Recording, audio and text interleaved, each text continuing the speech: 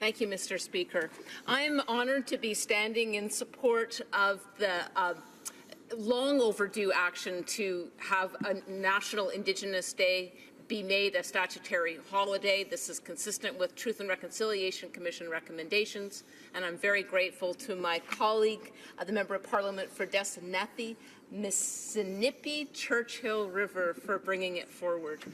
If I were the Prime Minister, I would have adopted a bill just like this in 2016 on June 21st. Or in 2017.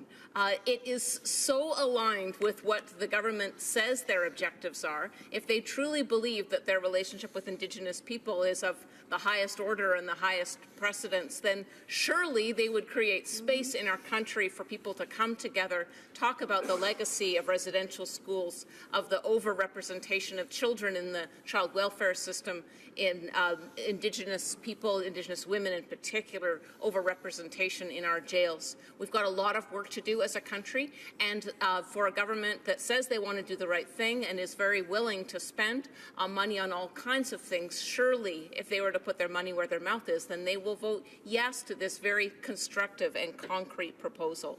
I'm honored to stand in support of Bill C-369, representing Nanaimo, Ladysmith, and in my community, standing with the leaders and the communities of Nanaimo First Nation, Saminas First Nation, and Snanaas, or Nanoose First Nation.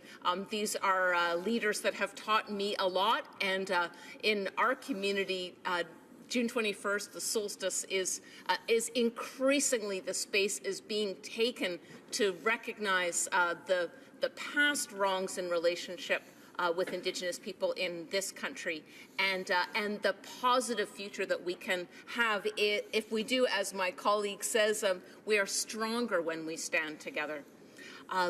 There is great work to do to the families of Colton Boushie and Tina Fontaine. I am embarrassed and saddened by the failure to find the killers of their children, and to witness the racism that has been unleashed in this country as a result of those trials. It tells us more and more that we have work to do as a country, and voting yes to my colleague, the member from Desnethi, Mississippi, Churchill River, would be just the least that we can do. So I urge my colleagues on both sides of the House to vote yes for this constructive, positive, forward-looking motion, consistent with the government's promises on Indigenous people, consistent with its promises to fully implement the calls to action of the Truth and Reconciliation Commission.